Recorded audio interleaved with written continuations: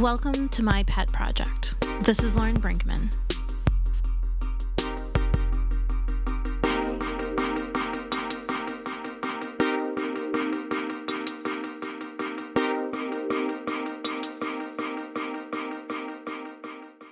So on December 10th of 2025, we visited Tullahoma Animal Shelter.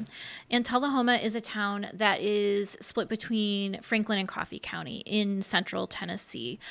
We got to do a little tour of the facility, and then we got to speak to Cheryl Rhodes, who's the animal control officer who leads that shelter. So the town of Tullahoma was founded in the 1850s, and it served mostly as a railroad work camp town. And then in the 1860s, it served as the headquarters for the Confederate Army in that area. There's a farm community there, and there is about 18.5% of the population of about 20,000 who are living below the poverty rate. When we got to go through the shelter, it was really interesting seeing how much care was put into each of the animals' well-being, whether it was letting dogs run around and tear up stuffies so that they could get that mental and physical stimulation, and then they had kids come in and clean it up as part of the high school volunteer hours they needed to get in. It was really interesting seeing all the different things that they were doing with the facilities they had to get the animals what they needed and to really consider their well-being throughout. So join me and Sam and Cheryl as we take a look at Tullahoma Animal Shelter.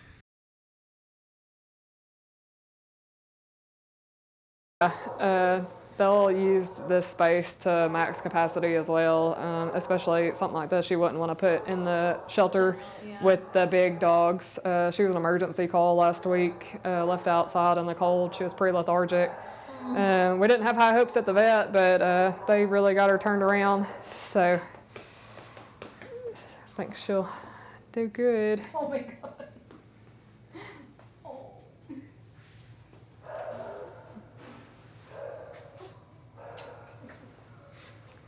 This shelter only does dogs. No shelter in Coffee County intakes cats.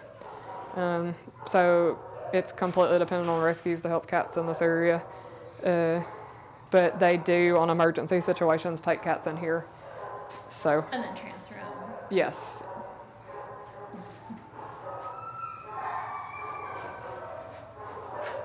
This one? Yes.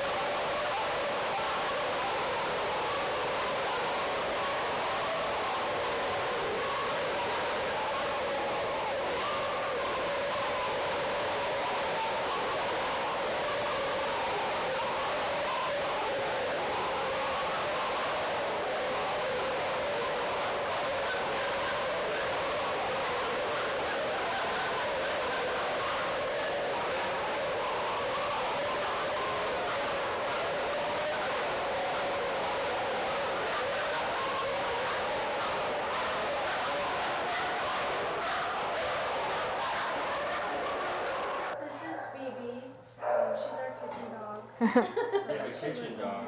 Yes.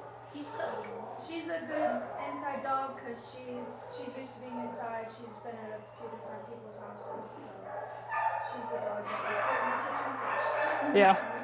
Basically one that won't tear up the place, but when they run out of room and trying to keep the dogs warm from the outside, they'll stick whoever they can in here and in the office.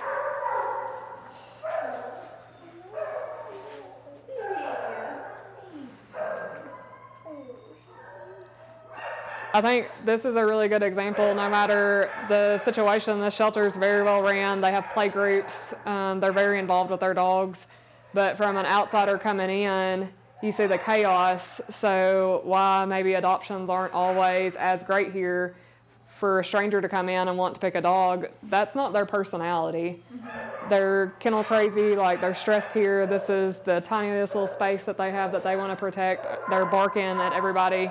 So people come in and they want something calm. You're not going to see that here. And that's even more important why fosters are important, to get them out of this situation so you can see a dog's true personality, because that's not them. This is just not a toxic environment, but a stressful environment. Yeah, and compared to some of the other animals we've seen on our trip, they calm down right. Yes. You know, like it's not like they're spinning in their cages. Like I'm sure that happens sometimes. Yeah. But, like they all seem like they're mentally stimulated. Yeah. Like they're getting something. Yeah. I mean, even her, I'm sure if you put her in a kennel in there, she'd bark at you because everybody else is barking. But you see outside of there, she's really calm and could easily adjust in a home. But do they ever get full here? Yes, like, this is full. This is full. Yeah. They've got dogs double kenneled in there. Obviously, she's in here because there's not a kennel. And then at the old shelter where there is no heat, they have temporary heat they set up for them, but they have to use that as overflow. So we can walk around there too. So they call that the puppy barn. They'll keep puppies in there and put heaters and stuff in there for them. But this is just overflow and they're out of space. And they use that yard to put a few dogs in, and they stay outside most of the time. This is just what you have to do to make it work so that we're not euthanizing for space.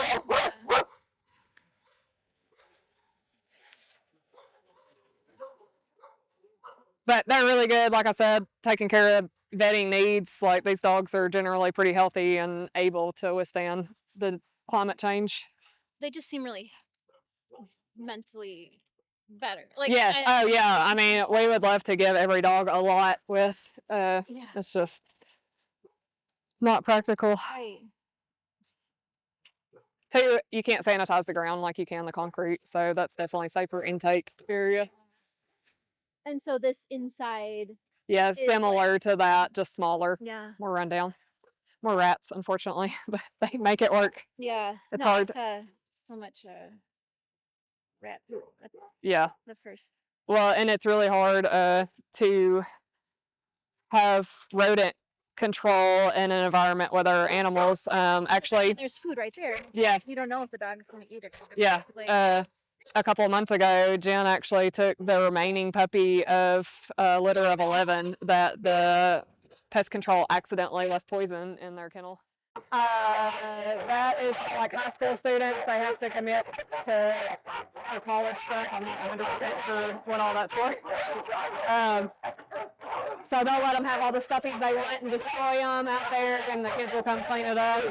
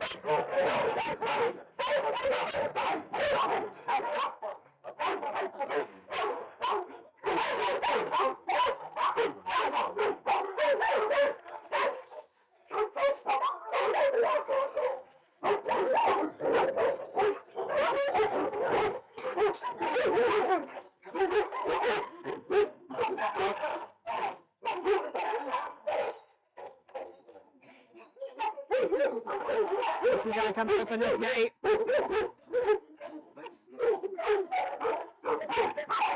So I think one of the issues they run into here, we don't have to euthanize for space at the shelter, but after dogs stay here so long, they're mental health declines. Unfortunately, they had to have some put to sleep because they're going kennel crazy, and it's just not a good quality of life for them to live here. They would let them live here their entire lives if they cope well with it.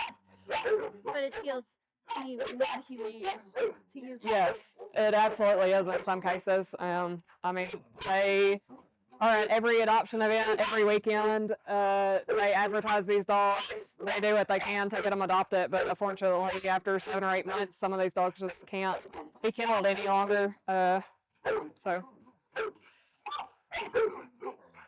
All right. Cheryl Rhodes, City of Tullahoma Animal Control Manager. So how did you get into this? So actually, I used to work at a grooming and boarding facility, and I'd left there, and then my mother-in-law works for the city, and she sent me a text one day, and it was just like, they have an animal control officer position if you want to apply. So I applied for that and got that in August of 21. And then from there moved up to from an ACO to the supervisor, and then the combined supervisor and manager all in one. And so that's kind of, I guess I've been doing that for 2 years now. How do animals end up here? Is it like on surrenders? Is it like a contract that you have with the county, or what So we're employed by the city. So it's just anything in the city limits. If it's running stray, we take in all strays. We take owner surrenders as we have room, but we don't have room often. We're built to hold 36. I think right now I have 70 dogs in here. And then of course we take strays no matter what. If they're out, we pick them up. And then a lot of dogs, I have a lot of court cases, a lot of police cases. Any cat you see in here is part of, police have called us out for it. So that's how. Is there are there a lot of feral cats in the area? There are a ton of feral cats. So the city doesn't allow us to do cats, but there really is no animal control around that does cats. So we have this huge problem of a lot of feral cats and nowhere for them to go. So we've got, Humane works with trapping, doing TNR, rehoming when they can. Ruff does a lot of cats in the city of Tullahoma, and just little independent rescues. That's kind of where we are. Well, and it's probably just a matter of resources. I mean, Yeah. your hands are super full with Yeah. all the dogs that you're managing. When I walk through, like in any shelter, like it's Bark City when you walk in there, but the animals seem like they have kind of a sense of like they recover quickly, and they seem like they're doing okay for being in a stressful situation. What do you why do you think that is? Are they getting like stimulation from like volunteers, from staff? Like what are you doing to keep everyone sound? So it's difficult for us to get volunteers in here. We have to send everyone through the police department, and they have to approve anybody that comes in here to volunteer. So our guys, we have a sheet in the back. I don't know if you've seen it or not. So everyone in here, they've got their name, and they're color coded by if they can go out and play together. And as many play groups as we can make, the better. But they all get a minimum of 15 minutes in the yard every day. That's not a lot, but it's more than a lot of dogs get. And then they have human interaction with us throughout the day.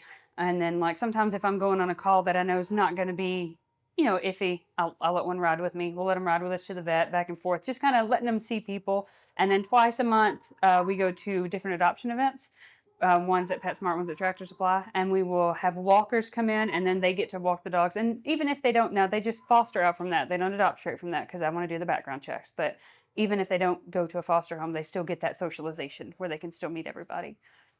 That's awesome. And then hopefully, even if people aren't adopting that day, they know to look to you next time. Yeah. So, like, how are animals leaving here? Do you have a lot of adopters? Are you transferring a lot out? Do you partner with other orgs? So we partner with Ruff, and then we have some that will take from up north as well when they do the transports. Ours mostly leave through adoptions, honestly. And a lot of times, just where there are so many shelters down here, and they're all so overcrowded, and some of them don't take as good care of the animals as others. And so I think a lot of rescues like to, they want to help the dogs that look like, okay, they're all abandoned animals. They all need help. But even in rescues, some need a little more help than others. So most of ours come out through adoptions. But yeah, we do some transfers. We're open to it. We'd love it, but we know that there are other dogs that need help and may not be getting the care that I know ours are getting. Yeah, it's really hard to figure out which animals, need it the most. There's just so many. What do you think are the biggest challenges about your community? Well, we have a lot of low income as well. Now we do have a lot of higher income, but it's just now when we put up for people to bring in material things like treats and bedding, anything like that, they're really quick to respond. It's just finding homes for everything, and a lot of the like we're right across from some housing, and so when they change rules or they have puppies, they can no longer keep, or they're not allowed to have. Well, they know where we are. They'll kick them out at the gate and go. There are no cameras up there. Yeah, so they'll just leave them. Or if they say, you can't have anything over 35 pounds, well, once the dog hits that and they find them, then they just drop them. And we have some really good people, and then we have some not so great people, as everywhere does. Yeah. So it's just overbreeding. Yeah. What do you think your like intake numbers are? Every year or month or whatever's easier to. Last month, I think we took in 51, and I think I sent maybe 35 back out. Now that's some strays that could get reclaimed by their owners, things like that. We would do more if we took owner surrenders, but again, I don't have the space for it. Yeah. So, and then we do have a lot of times where someone will go to a surrounding shelter, or they we'll see that little no-kill sticker right there, and so they will bring them in from outside and dump them on us. And so that thing's kind of a bit of a curse. Yeah, a double-edged sword. Yeah, I mean, we have a lot of donors from it, but it also makes it, I don't want to go to a kill shelter. And I'm like, those people aren't bad. They're doing what they have to do to make it. And they think that, the no-kill means you don't euthanize at all. That's not what it means. Yeah. I mean, you know. Oh, yeah. No, I think it gets to a point where it's inhumane to leave a really stressed-out dog that you don't see getting a ticket out anytime. Exactly. And we keep up with that. We're actually talking about that right now. The little ticks on our board, if they've got a star, I'm like, it's time. If they got a question mark, it's like, hey, we need to discuss this one. And I get all the staff together. And at the end of the day, it's my decision, but I get their intake on it, or input on it as well. Just how are we feeling about, Rusty? How's she doing? How is she mentally? How is she with the other dogs? How is it time? Is it too much? And because at the end of the day, we want what's best for them, even if it is, ending the stress of being in an environment like this. Absolutely. What do you think if money wasn't an issue, if you had all the staff and all the time in the world, what do you think would change, what would put us out of a job? Here? Like knowing what you know about your community. So a lot of the community, a lot of things I hear is we can't afford the vet care. We can't afford spay and neuter. We can't afford it if it wasn't so expensive. And there are rescues and the Humane Society, they'll do vouchers. I know a few rescues around here that will just flat out fix your dog, but then they make the schedule and then they don't show up to it. So it's kind of like, how do you do that? Do we go get them? Do we take them? But for here, I had an answer until you said we put you out of a job. So I was like, oh no, I'd build a cat wing and a bigger shelter and have an on-site vet, but then I'd still have the job. So I don't know if I'll ever not have a job. I'd love to not have a job here, but I don't know if it'll ever happen. There's just like endless need. Yeah. So you're fully funded by the city? So the city funds us, and then I'm responsible for $35,000 every year that I have to raise as the shelter for our medical fund. How do you do that? So we have some repeat donors. We have some that will donate every other week that have them cut out of their check. This year's the best time of year for it. It's the end of the year. People are thinking of the taxes. They come and write their big checks this time of year. We have David dress up in a dog outfit, and he dances on the side of the road and everything else. Just anything we can do. We have a bark in the park, but that doesn't raise a lot of money. That's more of a community event. But just any opportunity we will put up, we'll show people, hey, this is what we're doing with the funds that you donate. Here is this dog that had to have an eye removed and a leg taken off. Here's this dog that had heartworms. We fully treat everything like that. We're not going to adopt out a dog that needs work. We want them healthy and happy and ready to go. All of our puppies that come in here, we hold them for a minimum of 14 days just to make sure they're not going to break with parvo. And I want 2 rounds of vaccines in them before they go anywhere. Now, they can foster, but they don't adopt until 6 months after they're spayed or neutered and have their rabies and then microchip in them. Okay. Well, I'm really impressed with everything that you're doing here. What do you do to keep yourself sane? I'm not.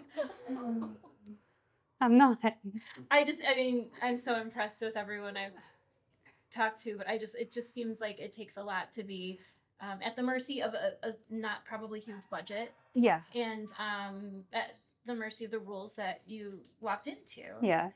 So I tell these guys, I'm like, if you don't have a therapist, you should, because I think anybody that works with animals or the public probably should, because you need someone to share that with, and that can't always be your spouse.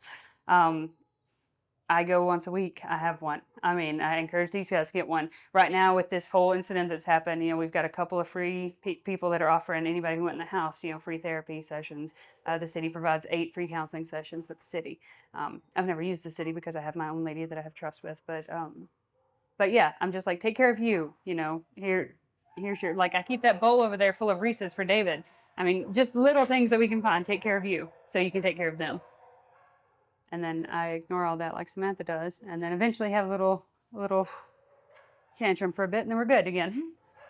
Well, it seems like there's a lot to be said about the sense of community. I mean, just seeing people in this community working together to make a difference and commiserate. I'm just grateful for them.